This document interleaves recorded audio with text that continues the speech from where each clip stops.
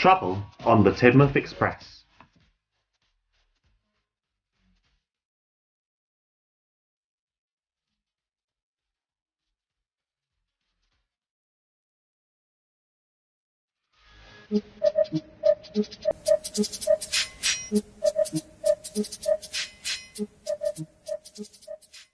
Beyer took his express to Barrow, where he was met with rapturous applause.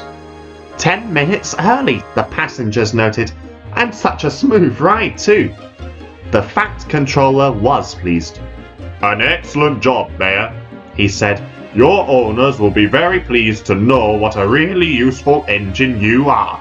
"Thank you, sir," Beyer smiled. When he returned to the sheds, he was in a very good mood. Not only was Gordon away from the shed taking the express, but also he had been another 5 minutes early on the way back with his train. "Had a good run?" Edward asked. "The best! 10 minutes early there, 5 back, and all very smooth," Beyer grinned. "All ship-shape and Swindon fashion too then. Good work, Beyer," congratulated Duck, who was also in the shed.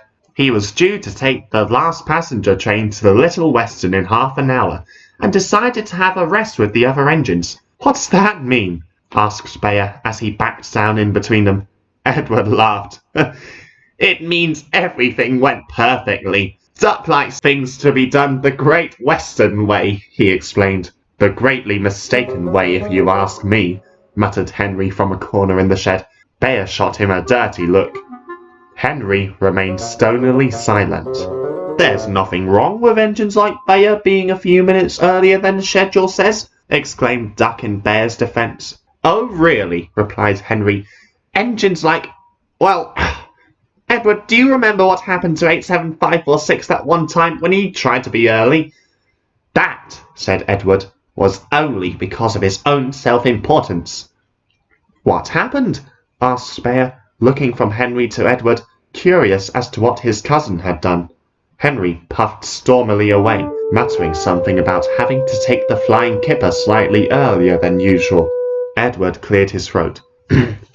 "As it happens, Beyer, I was going to tell you about how badly 87546 behaved anyway. This happened a few months after 98462's crash."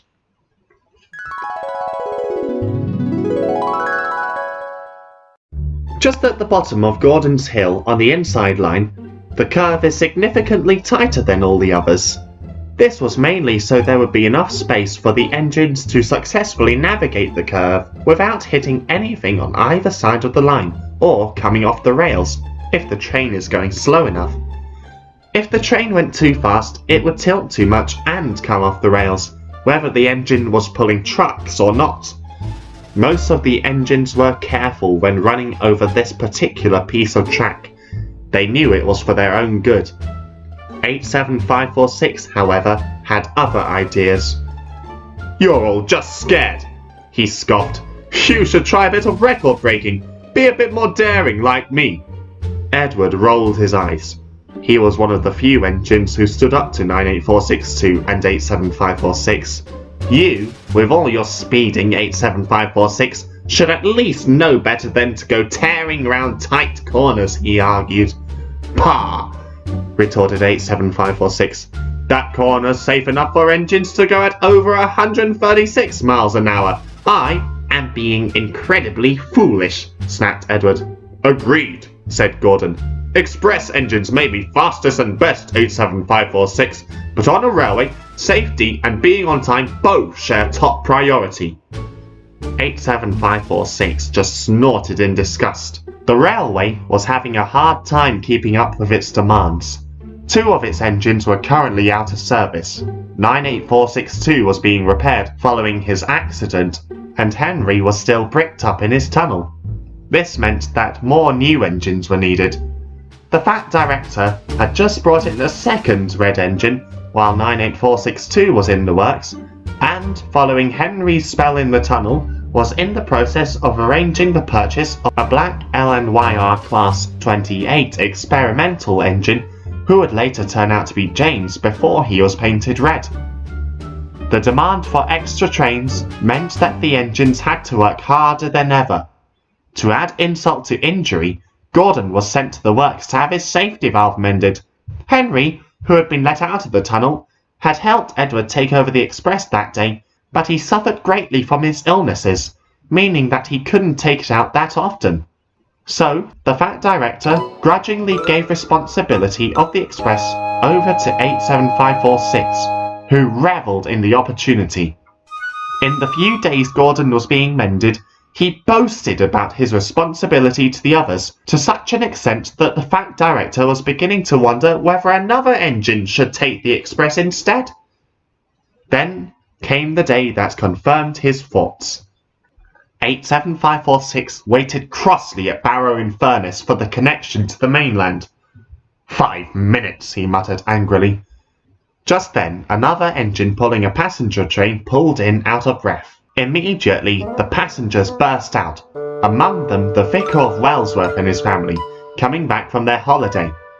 The vicar was heading to Tidmouth to help his sister, brother-in-law and baby niece take their luggage home and stay the night with them.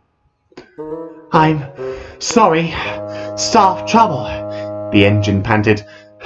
"Had trouble finding the guard." "Stuffin' nonsense," snapped 87546. "You're just too slow. All of you engines are. You're all unfit for service. Why can't you just go and roll yourselves on the scrap heap?" The other engine gasped in shock. When 87546 had gone, Eagle, who had just delivered a goods train and heard everything, pulled up alongside the engine, who had stopped by the water tower for a rest. "Don't worry about him. He's always like that," Eagle explained. "He'll get what's coming to him, you mark my words." "I hope so. He deserves it," replied the other engine crossly. "He said we should just get ourselves scrapped if we can't go as fast as him." "Well, by the way he's going, I wouldn't be too surprised if he got scrapped first with an attitude like that," Eagle added. Things got worse for 87546 as the journey went on. At the next station, a signal had failed, and since he was the first train to arrive there, he inevitably had to wait while it was mended. 87546 seethed impatiently at this. "We should just go on through. We're late enough already," he moaned to his crew.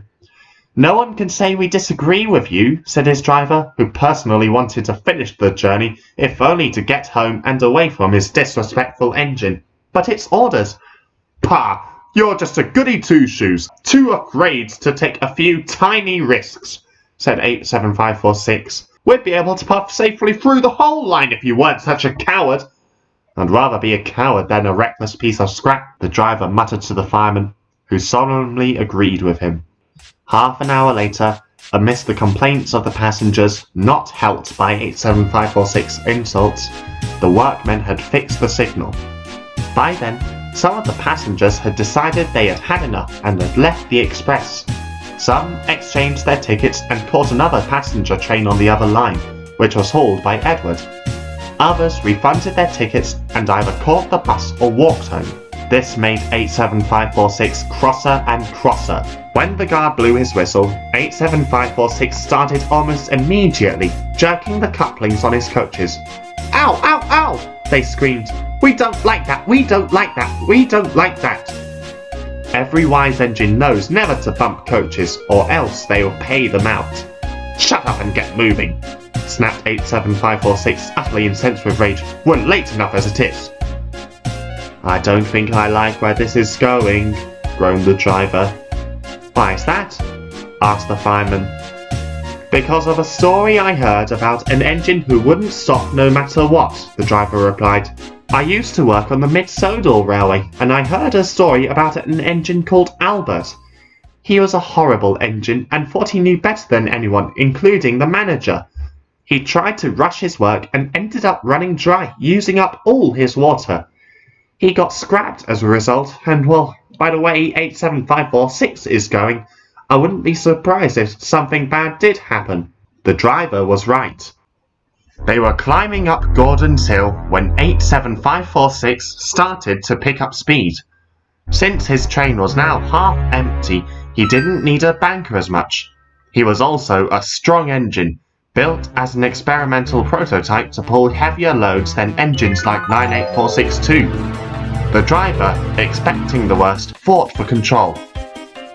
What made matters worse was that they were on the down line, the same line as the sharp corner on the other side. When 87546 saw the curb ahead of him, he realised his mistake and tried to stop, but the force of the coaches only made him go faster. They had decided to pay him out, and they were pushing him down the hill. The driver fought to reduce speed, but they were still going much too fast. Acting quickly, he and the fireman jumped clear and the guard slammed on his brakes, while 87546 just shut his eyes. The front half of the train tilted to one side, hitting the ground with a sickening thud. The second stopped with such a jolt that the coach, who was now at the front, suddenly found itself resting in between the sleepers and the ballast, with a rail running right underneath her. Edward, who was the banker at the time, rolled up alongside the wreckage. It was worse than he thought. 87546 was blocking two lines. He and the front half of his train lay on their side on one track, right in front of Edward, while the other half of his train had stayed upright on the other line. A crowd of passengers had gathered around the train. Some of them were groaning. Their faces suggested they had been hurt. Then Edward saw one of the passengers being carried on a stretcher. He heard Gordon's whistle in the distance, and the big engine puffed up the hill behind him. He replied with 3 blasts. "Stop, Gordon!" he called. Fortunately, the signalman had been told of the accident. He set all the signals in the area to danger and told Gordon to proceed with caution and be prepared to stop when needed. Gordon had needed to stop anyway for a banker. He opened his mouth to demand why such an important engine needed to stop. Then he saw the passengers and promptly shut it. "Get the injured passengers to the last station, fast as you can, Edward," came a familiar voice, who then told 87546's guards to phone an ambulance and meet the train at Wellsworth. Edward, knowing who the voice belonged to, quickly ran to the bottom of the hill, while Gordon and his crew, acting instinctively, uncoupled themselves from the coaches and raced away to fetch the breakdown train. "This is why I never liked those big engines," snapped the Fat Director. "I would have hoped you'd know better than to do something as stupid as this, 87546. An engine of your size should never go that ridiculously fast. Even Gordon knows that. Because of you, 16 passengers were injured. One, the Vicar of Wellsworth, seriously." "It wasn't my fault, sir. My driver made me go faster," replied 87546. "No, I didn't, you liar! You wanted to go faster just because we were delayed by a broken signal," corrected the driver. "So, not only have you put your passengers in danger, but you have also just lied to me," yells the Fat Director. "I have had it with you, 87546. When you're mended, you can stay in your shed until I decide what to do with you."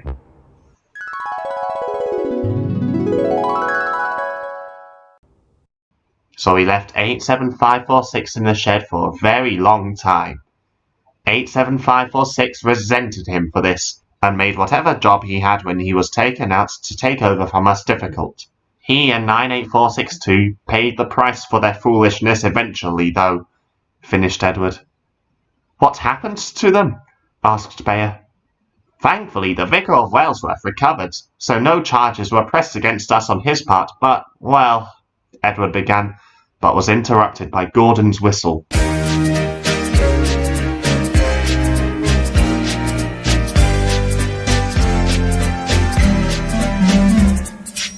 You have been listening to the B-Class Bullies Story 2, Trouble on the Tidmouth Express, written and read by TARDIS 9.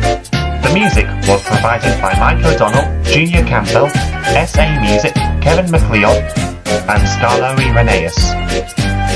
It was produced by TARDIS 9. Thomas and Friends is copyright Mattel Incorporated.